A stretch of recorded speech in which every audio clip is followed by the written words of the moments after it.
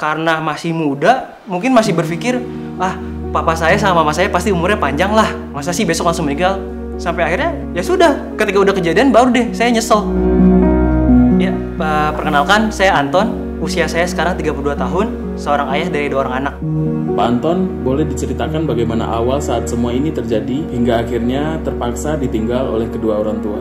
10 tahun yang lalu saya sama seperti anak-anak pada umumnya, tinggal bersama orang tua. Cuman masalahnya di tahun 2014, papa saya tuh sebenarnya udah kelihatan sering sakit-sakitan. Apalagi papa tuh ternyata terkena autoimun, jadi ada problem di jantungnya. Papa tuh lebih banyak aktivitas di malam hari, siang jadi malam, malam jadi siang. Mama juga sebenarnya dari dulu udah sering-sering sakit kepala, pusing karena efek dari hipertensi atau darah tinggi. Ya karena kita makannya rada jorok, jadi banyak makan minyak, lemak, tepung dan lain-lain. Sampai akhirnya di tahun 2016 itu semua terakumulasi semua. Jadi kayak papa problem di jantungnya, mama hipertensinya benar-benar akut. Sampai akhirnya di Juni 2 tahun dari 2014 itu 2 tahun, papa sampai akhirnya meninggal karena sakit jantung. Benar-benar meninggal pas saya yang jaga malamnya gitu loh.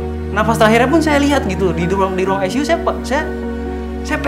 pegang papa saya gitu. Sampai akhirnya dokter bilang udah nggak ada. Ya histeris, saya pukul dada-dadanya supaya bangun, tetap aja nggak bangun. Ya sudah, mau bagaimana?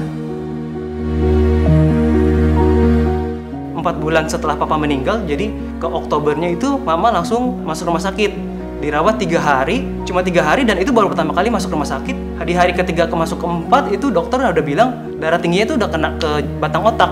Ditanya sama dokter, kamu mau membiarkan mama kamu tidur-tiduran sepanjang hidupnya atau ya sudah mau direlakan sampai malam gitu. Sampai akhirnya kita diskusi keluarga besar, yaudah kita relakan daripada mama saya sakit sepanjang hidupnya gitu.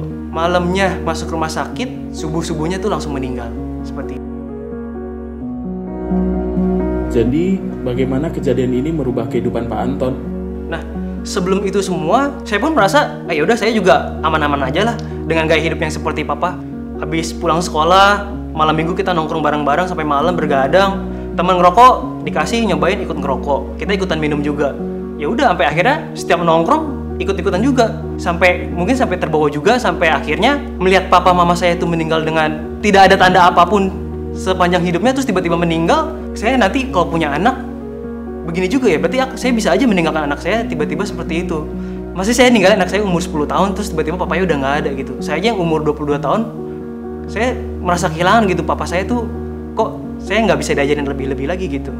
Sekarang sih saya lebih disiplin, saya udah mulai jaga pola makan saya rutin olahraga. Apalagi sekarang saya udah disiapin makanan sama istri yang lebih sehat gitu. Saya juga ngeliat riwayat papa dan mama saya punya jantung, saya punya hipertensi juga. Jadi sekarang saya yang paling simpel itu adalah cek rutin tekanan darah saya. Sekarang sih saya masih seminggu sekali, tapi sih saya mulai berharap bisa minimal sehari sekali lah. Jadi saya bisa mulai mengontrol apa yang saya makan.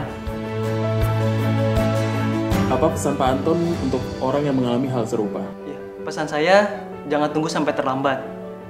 Jaga kesehatan diri sendiri, mulai rangkul orang yang dicinta untuk memulai pola hidup yang sehat, agar teman-teman tidak mengalami hal yang sama seperti saya, dan teman-teman bisa bersama lebih lama. Karena sehat itu murah, yang mahal itu kalau udah sakit.